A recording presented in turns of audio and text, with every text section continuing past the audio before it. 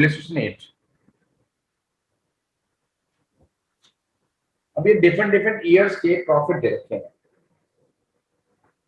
2016 से लेके और 19 तक, और गुडविल निकलनी है 3 year purchase of weighted average profit of past 4 years. तो ये नहीं कि वेटेड वाला क्वेश्चन है तो इसलिए ये टफ हो गया ना, ये सिचुएशन जो इसमें एक्सपेंसेस प्लस माइनस की आ रही है, ये सिचुएशन सिंपल एवरेज प्रॉफिट वाले मेथड वाले क्वेश्चन भी हो सकते हैं, ठीक है ना। तो 2016, 2016, 2017 और 19 तक है।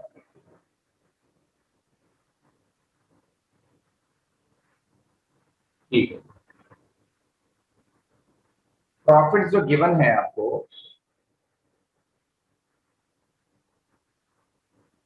24,000,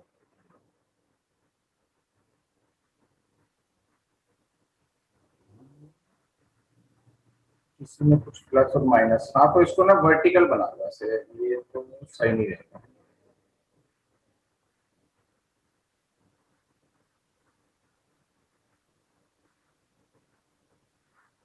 टू 2016,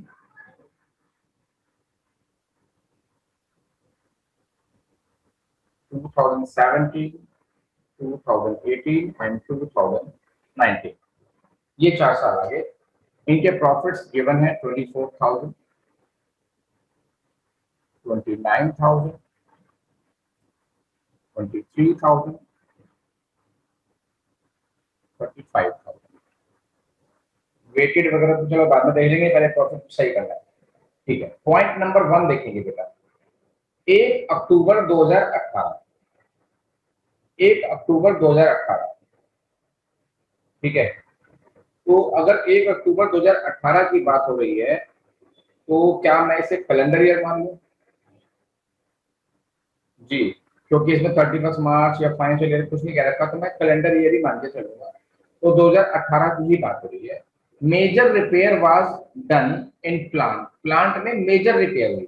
अगर मेजर रिपेयर की बात आती है तो इसका मतलब होता है कि वो कोई ना कोई पार्ट बदला गया, उस मशीन का कोई पार्ट बदला जाएगा और वो उसकी एफिशिएंसी को इंक्रीज करेगा, इसलिए वो उसकी मशीन का पार्ट होना चाहिए था। That part should have been included in the value of machine, वो एक कैपिटल एक्सपेंडिचर होना चाहिए था, लेकिन हमने उसे रेवेन्यू एक्सपेंडिचर मान लिया। अब दिमाग को लॉजिकल घुमाना है कि 8,000 रुपए की एसेट को मैंने खर्चा माना, अगर एसेट को मैंने खर्चा माना तो मैंने अपने खर्चे बढ़ा दिए, और खर्चे मैंने अगर बढ़ा दिए तो मेरा प्रॉफिट कम हो गया होगा, तो वो चीज मेरे प्रॉफिट में आज ऐड होगी 2018 वाले में, वो 8,000 ऐड होंगे, ठीक है।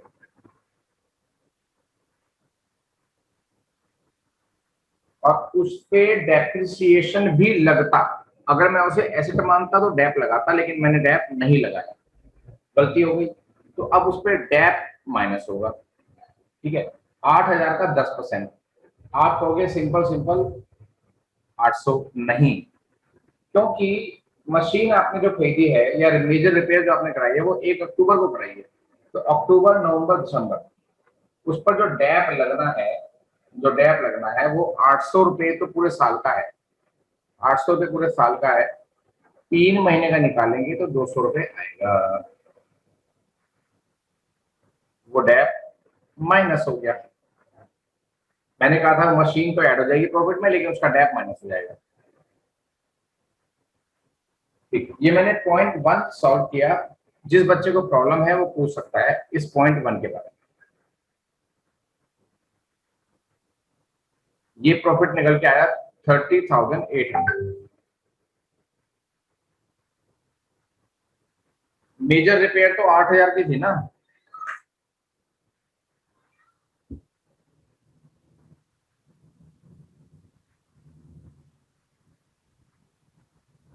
आठ हजार प्लस क्यों करा देवांश, कल नहीं आए थे बेटा? आपने एक मशीन को खर्चा मान लिया गलती से, खर्चा मानने की वजह से आपका प्रॉफिट कम हो गया, क्योंकि ये आपका एक्सपेंस नहीं है, ये तो एसेट है, ये एसेट में जाना चाहिए था, लेकिन आपने इसे खर्चा मान लिया। खर्चा मानने की वजह से आपका प्रॉफिट कम हो गया, इसलिए मैं उस प्रॉफिट को वापस जोड़ रहा हूं क्योंकि मुझे अपनी गलती मिल गई। तो प्रॉफिट को ऐड कर दूंगा, और क्योंकि मैंने इसे एसेट माना ही नहीं था तो मैंने डैप कहां लगाया होगा, इसलिए मैं डैप लगा रहा हूं और उसे अपने प्रॉफिट में से माइनस कर रहा हूं। तो मेरा प्रॉफिट निकल के आएगा 30,800। किसी और बच्चे को इस पॉइंट पे बात करनी हो तो जल्दी से हैंड रेज करें या मैसेज करें, टाइम खराब ना करें। जितना पूछना है पूछो, टेंशन बिल्कुल नहीं है, प्रॉब्लम को लेकर नहीं जाना घर पे। Second point, closing stock over value हो गया। कल मैंने बताई थी बात, पर एक बात ध्यान करना, 2017 का अगर वो क्लोजिंग स्टॉक है तो इसका मतलब वो 2018 का ओपनिंग स्टॉक होगा, है ना। अब यहाँ पर वो ओवर वैल्यू हुआ है तो इसका ओपनिंग स्टॉक भी ओवर वैल्यू हुआ होगा। तो पहले 2017 में देखते हैं क्या चेंज हुआ। 2017 का क्लोजिंग स्टॉक ओवर वैल्यू हो गया। क्लोजिंग स्टॉक ओवर वैल्यू होने की वजह से हमारा प्रॉफिट बढ़ चुका होगा, इंक्रीज हो चुका होगा, तो उसे प्रॉफिट में से माइनस कर देना चाहिए 2,000 रुपए को। 2,000 रुपए माइनस कर देना चाहिए 2017 वाले, ठीक है। लेकिन 2018 के लिए वही स्टॉक ओपनिंग स्टॉक बन गया।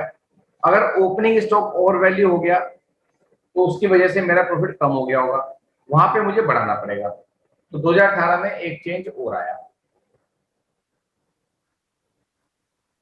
चलो 30,800 तो लिख ही दूं, कोई दिक्कत की बात नहीं।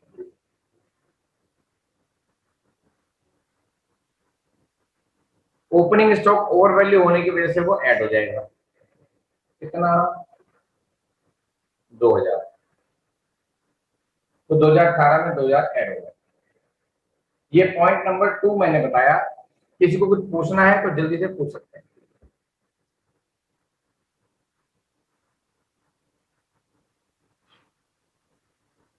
Point number 3, 3,000 to be charged on annual basis as management expenses which have not been charged earlier। यानी कि मैनेजमेंट एक्सपेंसेस हैं, बिजनेस के नॉर्मल खर्चे हैं जो हमने अब तक घटाए नहीं है किसी भी साल में, तो वो चारों सालों में घटेंगे। वो चारों साल में घटेंगे। कितने हैं बेटा, वो 3,000 है। वो 3,000 चारों में घटेंगे। मैं पेन का कलर चेंज कर देता हूँ ताकि आपको दिखाई दे जाए। वो 3,000 चारों साल में घटेंगे।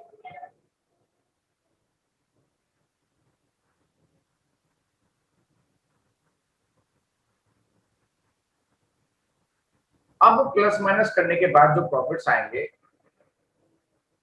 उनके हिसाब से आगे चलना है। वेटेड लेके चलना है, सुपर लेके चलना है, या एवरेज लेके चलना है, as per the requirement of question जो भी है वो चल देंगे। इनके बाद आपको वो प्रॉफिट आ जाएंगे जिनका यूज आपने करना है। तो इस क्वेश्चन में इलेक्शन 8 में किसी को कुछ डिस्कशन करना हो, asking for the last time.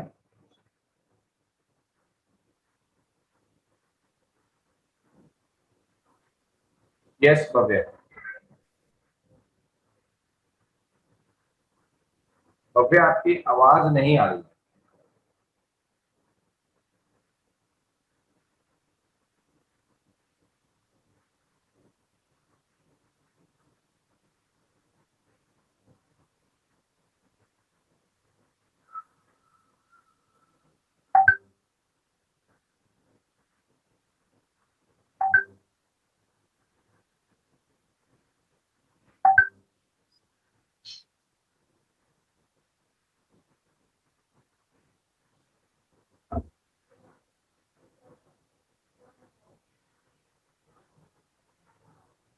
Point number 2, ठीक है।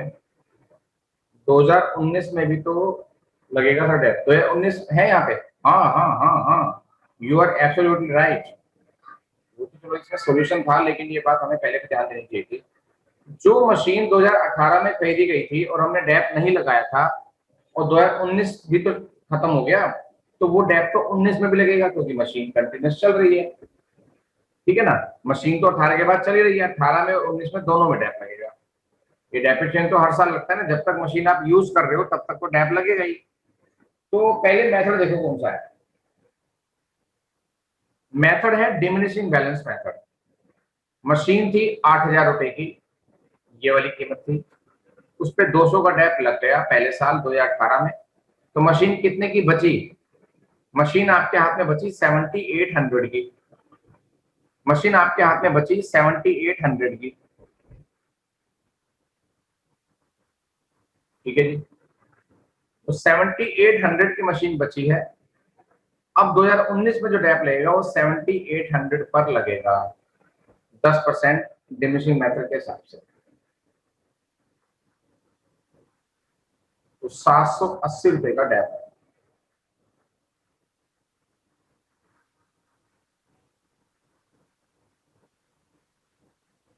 बस, और कुछ चेंजेस नहीं है, बाकी सब हो गया। पॉइंट नंबर 2 दोबारा बोला था बेटा, क्लोजिंग स्टॉक वाला पॉइंट है, ये कल पूरा एक्सप्लेन हुआ था।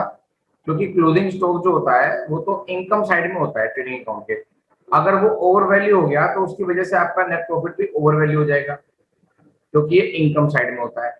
अगर इनकम बढ़ गई तो समझो प्रॉफिट बढ़ गया, इसलिए उसे घटाना पड़ेगा, क्योंकि उसकी वजह से मेरा प्रॉफिट ओवरकास्ट हो गया होगा, बढ़ गया होगा, तो इसलिए मैंने उसे घटा दिया।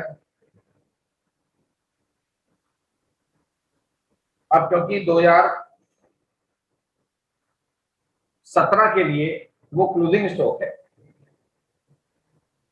तो 2018 के लिए वही ओपनिंग स्टॉक होगा। अगर ओपनिंग स्टॉक ओवर वैल्यू हो जाए, ओपनिंग स्टॉक, तो ये ट्रेडिंग अकाउंट के लेफ्ट हैंड साइड में आता है, और इट्स लाइक एक्सपेंस, ये खर्चों के तहत ट्रीट होगा, और खर्चे अगर बढ़ गए तो आपका प्रॉफिट क्या हो गया होगा? कम। तो इसको ओवरकास्ट करने की वजह से मेरा प्रॉफिट कम हो गया, तो मैं इस प्रॉफिट को क्या करूंगा? बढ़ा दूंगा, तो ये गलती मुझे पता चली, तो 2018 में ये प्लस हो जाएगा।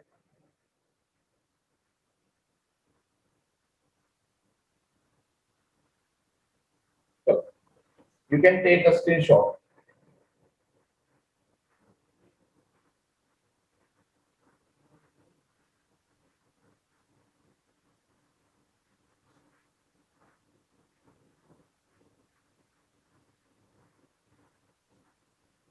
अच्छा, इसके बाद आपने प्रॉब्लम पूछी है, 8 हो गया, ये क्वेश्चन 8 भी सेम है, क्वेश्चन 13 पे आ जाएगा।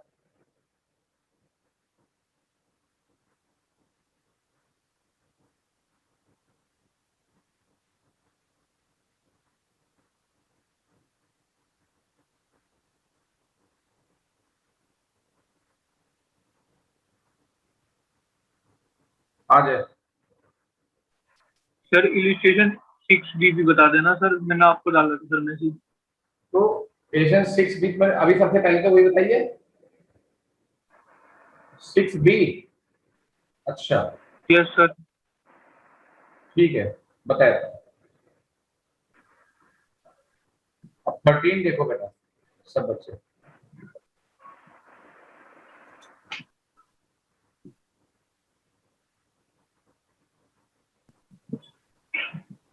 13 में एवरेज प्रॉफिट दे रखा है, स्टॉक का अंडर वैल्यू आपने हटा दिया, एवरेज प्रॉफिट आ गया, ये तो सिंपल क्वेश्चन था। हेलो, हाँ बताओ। सर इसमें ये पूछना था, एबनॉर्मल इनकम रिकरिंग बेसिस पे हो रहा है, तो मतलब उसको फिर भी एबनॉर्मल इनकम में मान लेंगे? आपकी आवाज क्लियर नहीं आई बेटा, व्हाट? आपकी आवाज क्लियर नहीं आई, क्या बोल रहे हो? इसमें एबनॉर्मल इनकम रिकरिंग बेसिस पे दिया हुआ है ना? एबनॉर्मल इनकम कौन सी है इसके अंदर?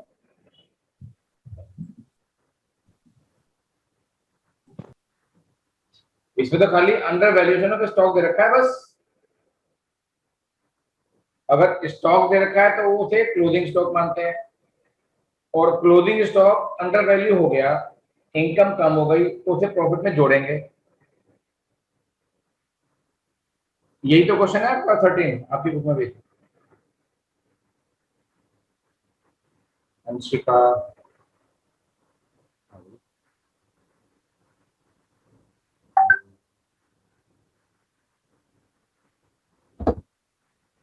फर्स्ट लाइन में एबनॉर्मल इनकम फर्स्ट लाइन।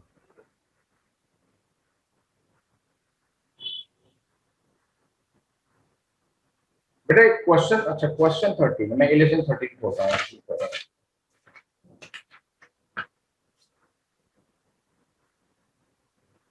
हाँ अब मैं पहले 11 देखो। क्वेश्चन 13, प्रॉफिट है 60,000 जिसमें एबनॉर्मल गेन ऑलरेडी इंक्लूड है 4,000 रुपए का ऑन रिकरिंग बेसिस, यानी कि हर साल होता है, कोई टेंशन की बात नहीं है। तो एबनॉर्मल गेन को माइनस कर देंगे,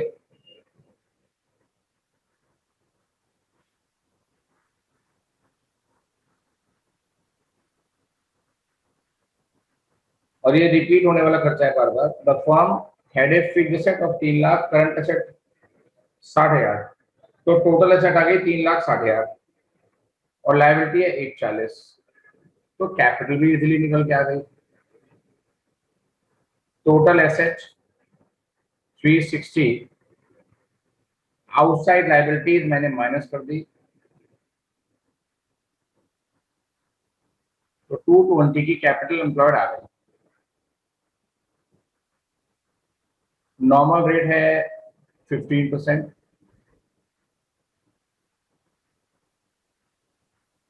और गुडविल है ये सुपर प्रॉफिट का 3 टाइम्स।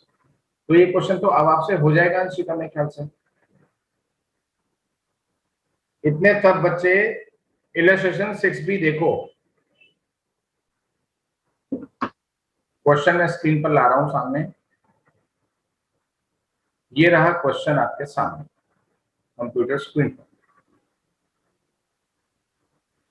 अजय ने विजय का बिजनेस परचेज किया, ठीक है, और 3 साल के प्रॉफिट दे रखे हैं।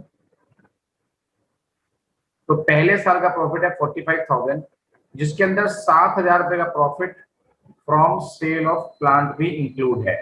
मैंने बोला था gain on sale of fixed asset हमारी एबनॉर्मल गेन होता है, ये ऑलरेडी इसके अंदर जुड़ा हुआ है, तो इस 7 को तो मैं माइनस कर दूंगा, यानी 2017 का प्रॉफिट ऐसे निकलेगा 45,000 माइनस 7,000 इक्वल्स टू 38,000।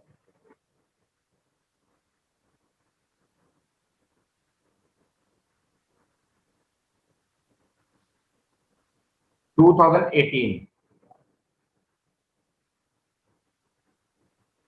18 में थेफ्ट ऑफ गुड्स को भी हमने कंसीडर कर रखा है ऑलरेडी, ये एबनॉर्मल लॉस है, इसको जोड़ना पड़ेगा। 50 में 8 जोड़ेंगे तो इस साल का प्रॉफिट आ जाएगा 58,000।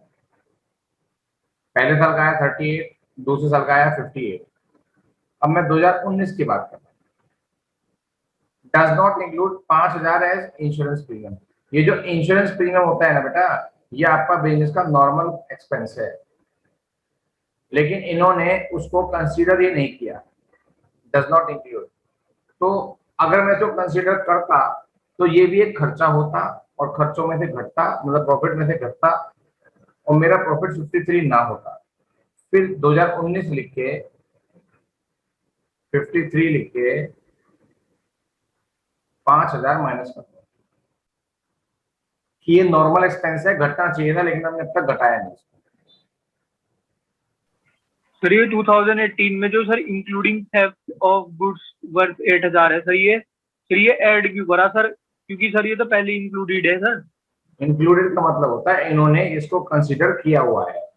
अब जो लॉस है उसे अगर मैंने इंक्लूड कर रखा है तो इसका मतलब उसको घटा रखा है। इंक्लूड करने का मतलब हमेशा ऐड करना नहीं होता, इंक्लूड का मतलब होता है कि हमने उस चीज का ट्रीटमेंट अपनी बुक्स में ऑलरेडी कर लिया। Okay sir. हाँ, और लॉस का ट्रीटमेंट क्या होता है? माइनस होता है।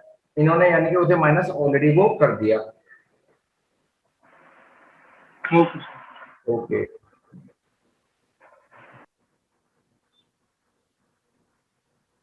तो ये करने के बाद प्रॉफिट सही हो जाएगा। उसके बाद सिंपल है, एवरेज प्रॉफिट निकाल देंगे और 3 साल का और 2 ईयर परचेज से मल्टीप्लाई कर देंगे।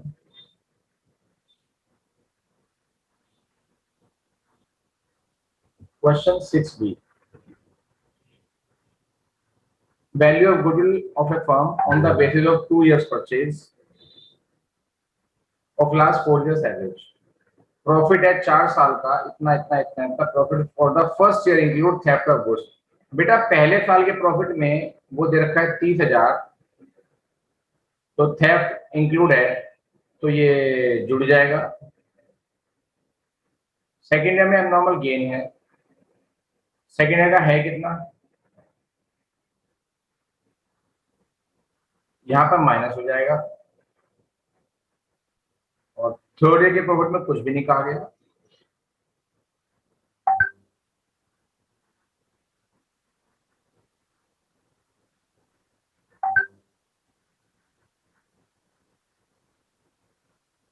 और फोर्थ ईयर का जो प्रॉफिट होगा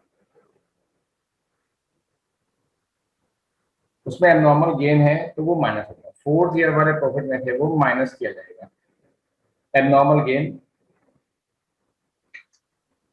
क्या बोलते हैं, फोर्थ ईयर के प्रॉफिट में स्पेक्युलेटिव प्रॉफिट है, तो ये भी आपकी एबनॉर्मल इनकम है, तो ये भी घटेगी बेटा,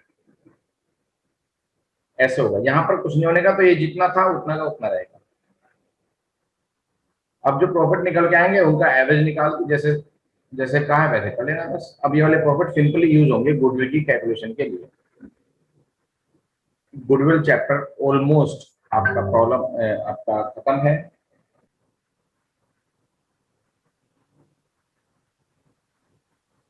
चेक कर लेना 5A से 23 तक में कौन कौन सा छुटा हुआ है वो आपको ट्राई करना है। क्वेश्चंस भी 5A से 23 तक हैं, जो छुप रहा है वो करना है, और जो टफ लगे थे वो रिपीट करने हैं। और क्वेश्चंस एक दो और भी हैं। 35A 35A से 41 तक, 42 तक, ये इस चैप्टर का ऑल है। This is all about this chapter. ये सारा काम पूरा हो जाना चाहिए, ठीक है। अच्छा, अब इसके बाद नए चैप्टर बाद में शुरू करेंगे। फिलहाल ये काम आप फिनिश करो, जो जो पेंडिंग काम है वो पूरा पूरा कर लीजिएगा। इसमें जो जो भी पेंडिंग वर्क है।